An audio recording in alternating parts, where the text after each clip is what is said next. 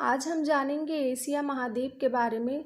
सबसे पहले हम जानेंगे कि एशिया महाद्वीप की अवस्थिति क्या है हमारे मैप पर। उसके बाद हम देखेंगे कि एशिया महाद्वीप किन किन महासागरों और महाद्वीपों से अपनी बाउंड्री शेयर करता है। देखिए, पिछले वीडियो में मैंने आपको बताया था, एक होती है 0 डिग्री लैटिट्यूड लाइन या 0 डिग्री अक्षांश रेखा, जिसे हम इक्वेटर कहते हैं। इक्वेटर पृथ्वी को दो बराबर भागों में बांटता है। ऊपर वाले भाग को कहते हैं नदर्न हेमिस्फीयर यानी उत्तरी गोलार्ध, और नीचे वाले भाग को कहते हैं सदर्न हेमिस्फीयर यानी दक्षिणी गोलार्ध। मैंने आपको एक दूसरी लाइन के बारे में बताया था, जो था 0 degree longitude line. 0 degree longitude line भी पृथ्वी को दो बराबर भागों में बांटती है। पूरब वाले भाग को कहा जाता है ईस्टर्न हेमिस्फीयर यानी पूर्वी गोलार्ध, और पश्चिम वाले भाग को कहा जाता है वेस्टर्न हेमिस्फीयर यानी पश्चिमी गोलार्ध। अब अगर हम अपने एशिया की अवस्थिति देखें, तो अगर हम इक्वेटर के कॉन्टेक्स्ट में बात करें तो हमारा एशिया महाद्वीप पड़ता है उत्तरी गोलार्ध में, नदर्न हेमिस्फीयर में।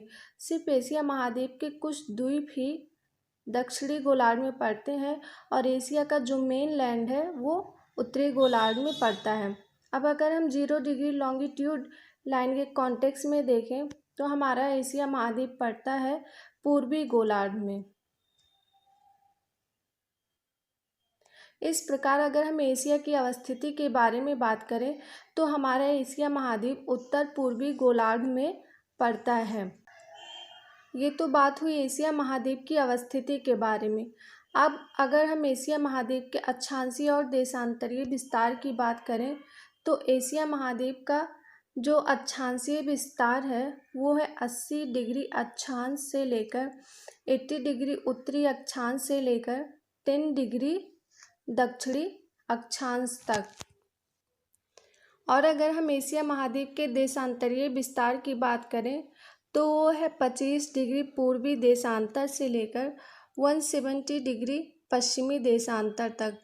आप देख रहे हैं कि एशिया महाद्वीप का कुछ भाग एशिया महाद्वीप का कुछ भाग पश्चिमी गोलार्ध में भी आ जाता है, जिससे एशिया महाद्वीप का देशांतरीय विस्तार 170 डिग्री पूर्वी पश्चिमी देशांतर तक हो जाता है। फिर से देख लेते हैं, एशिया महाद्वीप का अक्षांशीय विस्तार है 80 डिग्री उत्तरी अक्षांश से लेकर 10 डिग्री दक्षिणी अक्षांश तक। एशिया महाद्वीप का देशांतरीय विस्तार है 25 डिग्री पूर्वी देशांतर से लेकर 170 डिग्री पश्चिमी देशांतर तक। अब देखते हैं एशिया महाद्वीप किन किन महासागरों और किन किन महाद्वीपों के साथ बाउंड्री शेयर करता है। एशिया महाद्वीप उत्तर में आर्कटिक ओशियन के साथ बाउंड्री शेयर करता है। दक्षिण में इंडियन ओशियन यानी हिंद महासागर के साथ बाउंड्री बनाता है। पूरब में बाउंड्री बनाता है पैसिफिक ओशियन यानी प्रशांत महासागर के साथ, और पश्चिम में बाउंड्री बनाता है यूरोप महाद्वीप के साथ। आप देख रहे हैं कि एशिया महाद्वीप अफ्रीका और ऑस्ट्रेलिया और ओशिनिया के साथ भी बाउंड्री बनाता है। अब आइए बात करते हैं एशिया के पॉलिटिकल मैप के बारे में, जहां हम एशिया में पड़ने वाले देशों और उनकी राजधानियों के बारे में जानेंगे। ये एशिया का पॉलिटिकल मैप है। एशिया को हमने अध्ययन की सुविधा की दृष्टि से 6 भागों में डिवाइड कर लिया है, जिसमें पहले नंबर पर आता है नॉर्थ एशिया। नॉर्थ एशिया में मेनली एक ही कंट्री आती है, रसिया। दूसरे नंबर पे ये जो भाग आपको पिंक कलर से दिखाई दे रहा है, ये है सेंट्रल एशिया। तीसरे नंबर पर आता है ईस्ट एशिया। चौथे नंबर पर आता है जो भाग आपको येलो कलर से दिखाई दे रहा है, साउथ एशिया। साउथ एशिया के बाद आता है वेस्ट एशिया। वेस्ट एशिया को हम लोग साउथ वेस्ट एशिया भी कहते हैं, और इसी को मिडिल ईस्ट भी कहा जाता है। इसे मिडिल ईस्ट क्यों कहा जाता है ये भी हम जानेंगे। और 6वें नंबर पर आता है साउथ ईस्ट एशिया। आइए अब हम एशिया के एक एक भाग के बारे में पढ़ते हैं। जैसे कि ईस्ट एशिया, जानेंगे कि इसमें कौन कौन सी कंट्रीज आती हैं और इनकी कैपिटल क्या क्या है। ये नॉर्थ एशिया का मैप है। नॉर्थ एशिया में मेनली एक ही कंट्री पाई जाती है, रसिया। रसिया एक ट्रांस कॉन्टिनेंटल कंट्री है जो 2 महाद्वीपों यूरोप और एशिया में विस्तृत है। आइए यहाँ से सबसे पहले नॉर्थ से स्टार्ट करते हैं। रसिया और ये जो आपको यूएसए का भाग दिखाई दे रहा है ये है अलास्का। रसिया और अलास्का के बीच एक जल संधि है जिसे बेरिंग जल संधि कहते हैं। बेरिंग जल संधि जो दो सागरों के बीच बनती है वो है चुकची सागर और बेरिंग सागर। बेरिंग जल संधि चुकची सागर और बेरिंग सागर को मिलाती है और एशिया और उत्तरी अमेरिका महाद्वीप को अलग करती है। अगर आपको ऑप्शन में एशिया और उत्तरी अमेरिका नहीं मिलते हैं तो रसिया और अलास्का को बेरिंग जल संधि अलग करती है। चुकची सागर के बाद दूसरे नंबर पर आता है, यहाँ आपको दिखेगा ईस्ट साइबेरियन सी। ईस्ट साइबेरियन सी के बाद इधर आप आएंगे तो आपको दिखेगा लेप्टेप सी।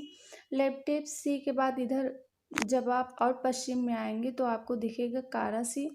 कारा सी के दक्षिणी भाग से ही एक पर्वत निकलता है यूराल पर्वत, और यूराल पर्वत के दक्षिणी भाग से ही एक नदी निकलती है यूराल नदी, जो कि आगे गिरती है कैस्पियन सागर में। यूराल नदी और यूराल पर्वत ही रसिया को दो भागों में बांटते हैं और यूरोप और एशिया के मध्य सीमा रेखा बनाते हैं। रसिया का जो भाग एशिया में पड़ता है उसे साइबेरिया कहा जाता है और रसिया की जो राजधानी मॉस्को है वो यूरोप महाद्वीप में पाई जाती है। आइए अब हम सेंट्रल एशिया के देशों को देख लेते हैं। सेंट्रल एशिया में 5 देश पाए जाते हैं, ताजिकिस्तान, किर्गिस्तान, कजाकिस्तान, उज्बेकिस्तान और तुर्कमेनिस्तान। सेंट्रल एशिया की स्थिति आप मैप पे देख रहे हो, इधर है रसिया, नॉर्थ में रसिया, इधर आपके चाइना आ जाएगा और ये है आपका कैस्पियन सी। ये जो आप देख रहे हैं ये है यूराल नदी। यूराल नदी कजाकिस्तान को दो भागों में बांट देती है। इसके पश्चिम का भाग आ जाता है यूरोप महाद्वीप में और इसके पूरब का भाग आता है एशिया महाद्वीप में। इस प्रकार कजाकिस्तान भी एक ट्रांस कॉन्टिनेंटल कंट्री हो जाता है। कजाकिस्तान जो है ये विश्व का सबसे बड़ा लैंड लॉक देश है। अब आइए सेंट्रल एशिया के 5 देशों को देख लेते हैं और उनकी राजधानियां देखते हैं।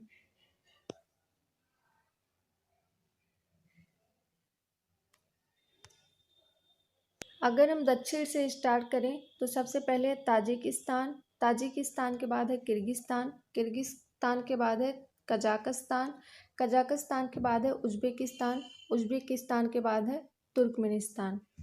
देखिए इनको याद रखने के लिए मैं आपको एक ट्रिक बताती हूँ। ताज की कहानी उसके तुर्कों ने सुनाई। ताज से आप याद रखते हैं ताजिकिस्तान, की से याद रख सकते हैं किर्गिस्तान, कहानी से कजाकिस्तान, उसके उज्बेकिस्तान और तुर्कों ने सुनाई तुर्कमेनिस्तान। अब आइए इनकी राजधानियां देख लेते हैं। ताजिकिस्तान की राजधानी है दुशानबे, किर्गिस्तान की राजधानी है बिश्केक, कजाकिस्तान की राजधानी है अस्ताना, उज्बेकिस्तान की राजधानी है ताशकंद और तुर्कमेनिस्तान की राजधानी है अशगाबाद। अब हम ईस्ट एशिया के देशों को देख लेते हैं।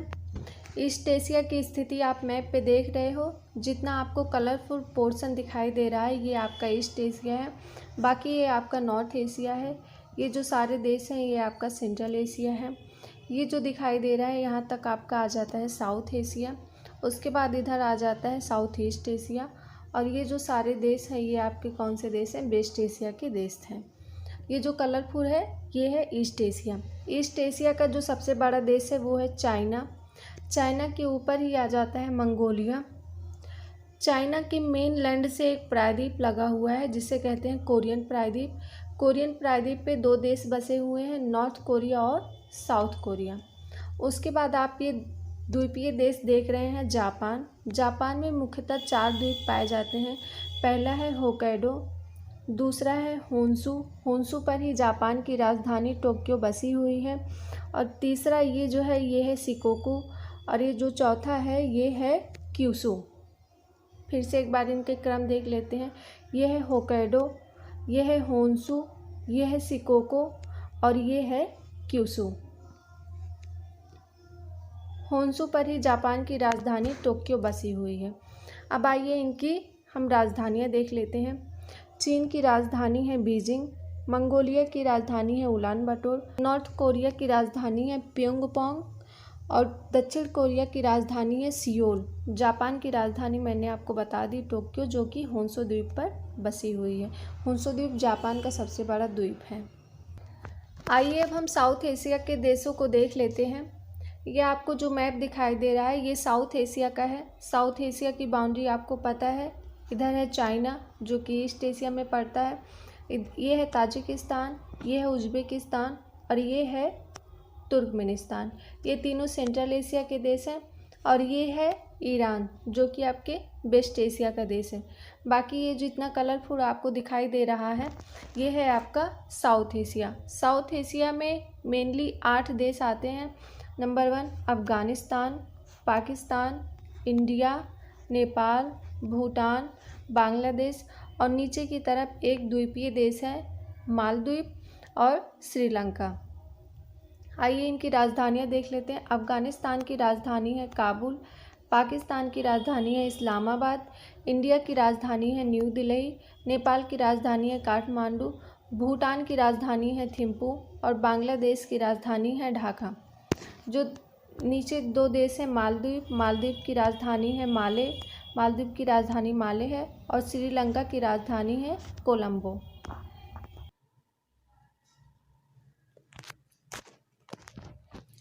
हमने साउथ एशिया के मैप को देखा। आइए अब हम दक्षिण पश्चिम एशिया के मैप को देखते हैं और उसके देशों और उनकी राजधानियों को याद करते हैं। हमने यहाँ तक तो पढ़ा था कि ये है यूराल नदी जो आके गिरती है कैस्पियन सागर में। कैस्पियन सी आपकी एक झील है जो कि पूरी तरह से बंद है, किसी सागर या महासागर से जुड़ाव नहीं रखती है। कैस्पियन सागर के बाद ये है काकेकस माउंटेन, काकेकस माउंटेन के बाद आता है ब्लैक सी। ब्लैक सी आपका एक झील नहीं है क्योंकि ये विभिन्न सागरों और जल संधियों द्वारा मेडिटेरियन सी में आके खुलता है।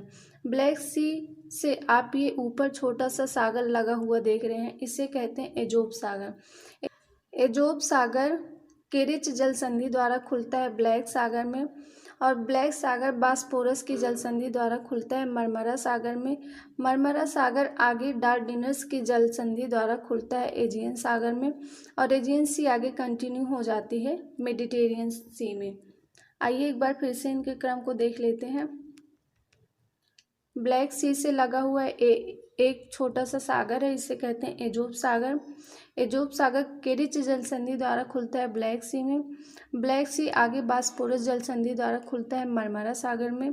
मरमरा सागर आगे खुलता है डार्डेनस की जल संधि द्वारा एजियन सागर में और एजियन सागर आगे कंटिन्यू हो जाती है मेडिटेरियन सी के रूप में। आइए अब हम दक्षिण पश्चिम एशिया के देशों को देखते हैं। दक्षिण पश्चिम एशिया के देशों को हम 4 भागों में बांटकर पढ़ेंगे। पहला काकेकस माउंटेन से लगने वाले देश जिन्हें काकेकस देश कहा जाता है। दूसरा मेडिटेरियन सी से लगने वाले देश। तीसरा रेड सी से लगने वाले देश और चौथा पर्शियन गल्फ से लगने वाले देश। आइए सबसे पहले रेड सी से लगने वाले देश को देख लेते हैं। कि जो आप एक प्रायद्वीप देख रहे हैं इसे कहते हैं सिनाई पेनिनसुला। सिनाई पेनिनसुला, सिनाई प्रायद्वीप तो भाग है एशिया का, लेकिन ये अफ्रीका के इजिप्ट कंट्री यानी मिस्र कंट्री का देश है। इस प्रकार से इजिप्ट भी हमारी रसिया की तरह एक ट्रांस कॉन्टिनेंटल कंट्री बन जाता है। इजिप्ट से ही सुएज नहर जाती है जो एशिया और अफ्रीका के मध्य सीमा रेखा बनाती है। आइए इस सिनाई पेनिनसुला को हम थोड़े बड़े रूप में देख लेते हैं। ये है आपका सिनाई पेनिनसुला और इधर से आपकी ये जो जा रही है ये है रेड सी।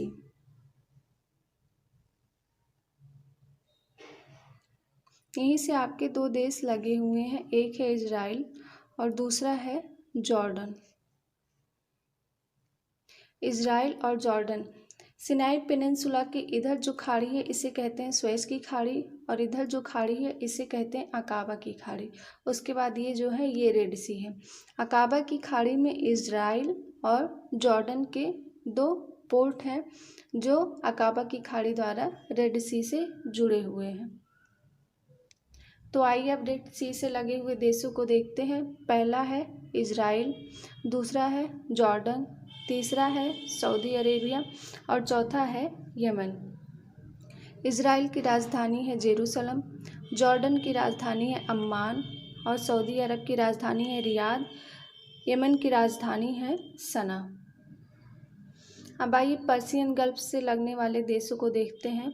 अगर हम दक्षिण से स्टार्ट करें तो ये है ओमान, ये है यूएई संयुक्त अरब अमीरात, उसके बाद आता है कतर, कतर के बाद एक द्वीपीय देश है बहरीन, बहरीन के बाद आता है सऊदी अरेबिया, सऊदी अरेबिया भी पर्शियन गल्फ के साथ सीमा बनाता है। सऊदी अरेबिया के बाद है कुवैत, कुवैत के बाद है इराक और इराक के बाद है ईरान। एक बार फिर से इनका क्रम देख लेते हैं दक्षिण से उत्तर की तरफ। पहले ओमान, ओमान के बाद यूएई यूनाइटेड अरब अमीरात, उसके बाद कतर, कतर के बाद बहरीन, बहरीन के बाद सऊदी अरब, सऊदी अरब के बाद कुवैत, कुवैत के बाद इराक और इराक के बाद ईरान।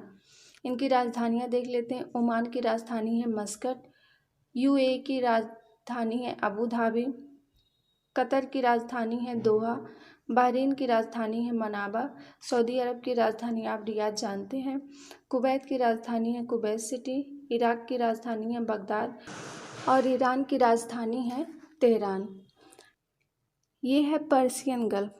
पर्शियन गल्फ बाब अल मंडाब जल संधि द्वारा खुलता है गल्फ ऑफ ओमान में और गल्फ ऑफ ओमान आगे कंटिन्यू हो जाता है अरेबियन सागर में। अब आइए देख लेते हैं काकेकस माउंटेन से लगने वाले देश जिन्हें काकेकस देश भी कहा जाता है। काकेकस देश 3 है, जॉर्जिया, अजरबैजान और आर्मेनिया। जॉर्जिया की राजधानी है तिबिलिसी, अजरबैजान की राजधानी है बाकू, आर्मेनिया की राजधानी है एरेवान। अब आइए भूमध्य सागर से लगने वाले देशों को देख लेते हैं। भूमध्य सागर से लगने वाले सबसे बड़ा देश है टर्की, टर्की के बाद आता है सीरिया, सीरिया के बाद आता है लेबनान, लेबनान के बाद आता है इज़राइल और इज़राइल के ही कुछ क्षेत्रों को मिलाकर एक टेरिटरी बनाई जाती है जिसे हम कहते हैं फ़िलिस्तीन टेरिटरीज़। फ़िलिस्तीन को यूएन द्वारा एक स्वतंत्र राष्ट्र नहीं घोषित किया गया है, हालांकि इसे कहीं कहीं एक देश का दर्जा दिया जाता है और भूमध्य सागर में ही एक द्वीपीय देश है जिसे कहते हैं साइप्रस। आइए अब इनकी राजधानी देख लेते हैं। टर्की की राजधानी है अंकारा, सीरिया की राजधानी है दमस्क, साइप्रस की राजधानी है निकोसिया, लेबनान की राजधानी है बेरूत, इज़राइल की राजधानी है जेरूसलम।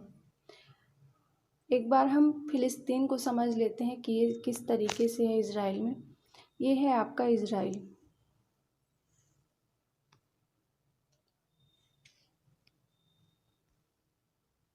और ये है आपका जॉर्डन। यहाँ से एक नदी निकलती है जिसे जॉर्डन नदी कहते हैं, ये आकर मृत सागर में गिरती है। जॉर्डन नदी के पश्चिमी तट पर है वेस्ट बैंक और यहाँ सिनाई पेनिनसुला से लगा हुआ एक क्षेत्र है जिसे कहते हैं गाजा पट्टी। यही गाजा पट्टी और वेस्ट बैंक मिलकर फ़िलिस्तीन का क्षेत्र कहलाते हैं। हमने दक्षिण पश्चिम एशिया के देशों को कंप्लीट कर लिया। अब हम पढ़ेंगे दक्षिण पूर्व एशिया के देशों को। आइए अब हम साउथ ईस्ट एशिया के देशों के बारे में जानते हैं। सबसे पहले आप इसकी बाउंड्री देख लीजिए। ये है चाइना जो कि आपके ईस्ट एशिया का पार्ट है। ये है इंडिया और बांग्लादेश जो कि आपके साउथ एशिया का पार्ट है। उसके बाद ये जितनी कंट्रीज आपको दिखाई दे रही हैं मेन लैंड पर और इधर जो द्वीपीय देश दिखाई दे रहे हैं ये सब साउथ ईस्ट एशिया के पार्ट हैं। आइए अब इनके देशों के नाम जान लेते हैं। पहला है बर्मा, उसके बाद थाईलैंड, फिर लाओस, वियतनाम, उसके बाद कंबोडिया। ये मेन लैंड पर पाए जाने वाले देश हैं। ये जो प्रायद्वीप आपको दिखाई दे रहा है ये है मलाया प्रायद्वीप। मलाया प्रायद्वीप पे एक देश बसा हुआ है जिसे कहते हैं मलेशिया। मलेशिया से ही नीचे एक अलग छोटा सा द्वीपीय देश है जिसे कहते हैं सिंगापुर। सिंगापुर मलाया प्रायद्वीप पे नहीं स्थित है। सिंगापुर और मलाया प्रायद्वीप में एक पतली सी सकड़ी सी जल संधि पाई जाती है जिसे कहते हैं जोहोर जल संधि। सिंगापुर एक द्वीप पर बसा हुआ देश है। आइए फिर से देखते हैं। बर्मा, बर्मा के बाद बर्मा जिसे हम म्यांमार भी कहते हैं, उसके बाद थाईलैंड, थाईलैंड के बाद लाओस, लाओस के बाद वियतनाम, वियतनाम के बाद कंबोडिया, कंबोडिया के बाद मलाया प्रायद्वीप पे बसा हुआ देश है मलेशिया, मलेशिया के नीचे जो जोहोर जल संधि द्वारा अलग होता है वो है सिंगापुर, एक द्वीपीय देश। आइए इनकी राजधानी देख लेते हैं। म्यांमार की राजधानी है रंगून, थाईलैंड की राजधानी है बैंकॉक, लाओस की राजधानी है वियंतियान और वियतनाम की राजधानी है हनोई, कंबोडिया की राजधानी है नॉम पेन, मलेशिया की राजधानी है कुआलालंपुर और सिंगापुर की राजधानी सिंगापुर। आइए अब द्वीपों पर बसे हुए देशों के बारे में जानते हैं। येलो कलर से आपको जो ये द्वीपीय देश दिखाई दे रहे हैं, ये सारे एक ही द्वीप के पार्ट हैं जिसे कहते हैं इंडोनेशिया। इंडोनेशिया द्वीप में बहुत सारे द्वीप हैं, जैसे ये है सुमात्रा द्वीप, ये है जावा द्वीप, ये है बोर्नियो द्वीप, ये है सुलावेसी द्वीप, ये है पापुआ गिनिया द्वीप, ये है तिमोर द्वीप। आइए बोर्नियो द्वीप के बारे में कुछ चीज़ें जान लेते हैं। बोर्नियो द्वीप पर 3 देशों का कब्जा है। पहला तो जो मलाया द्वीप पर बसा हुआ देश है मलेशिया, उसका विस्तार यहाँ आप बोर्नियो द्वीप पर देख सकते हैं। उसके बाद दूसरा इंडोनेशिया तो है ही, यहाँ पर आपको एक छोटा सा देश दिखाई देगा ब्रुनेई, जिसकी राजधानी है बंदर सेरी बेगावन। बोर्नियो द्वीप पर 3 देशों का कब्जा है, पहला मलेशिया, दूसरा इंडोनेशिया और एक छोटा सा देश बसा हुआ है जिसे कहते हैं ब्रुनेई। ब्रुनेई की राजधानी है बंदर सेरी बेगावन। इंडोनेशिया की जो राजधानी है जकार्ता, वो जावा द्वीप पर स्थित है। और इंडोनेशिया के तिमोर द्वीप पर एक अलग देश, आधे भाग पर एक अलग देश बसा हुआ है जिसे ईस्ट तिमोर कहते हैं। ईस्ट तिमोर की राजधानी दिल्ली है। उसके बाद आपको एक और द्वीपीय देश दिखाई देगा फिलीपींस। फिलीपींस में मुख्यतः 2 ही बड़े द्वीप हैं, ये ऊपर वाला है लुजोन और नीचे वाला है मिंडानो। फिलीपींस की राजधानी मनीला है। ये हमने एशिया का पॉलिटिकल मैप कंप्लीट कर लिया।